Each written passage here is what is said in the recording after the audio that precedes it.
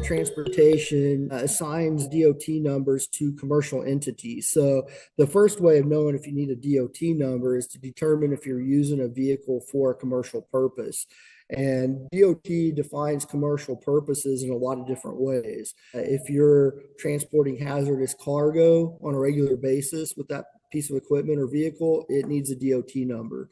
If you're transporting more than, I believe it's 15 passengers for commercial gain, then you are required to get a DOT number, so like a bus. And if you are over, I think it's over 10,000 pounds gross vehicle weight or gross vehicle combination weight rating, which is the tractor and the trailer, then you're a commercial vehicle. So any of those three things would automatically require a DOT number.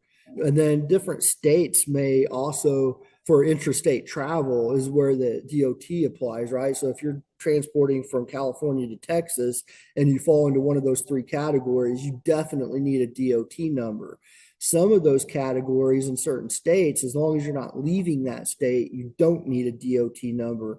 But there are 39 states that require you to get a DOT number, even for staying in that state, if you meet one of those requirements. So the best thing to do is go to the Federal Motor Carrier Safety Regulation website, and it lists in their regulations all the different criteria for whether or not you need a DOT number.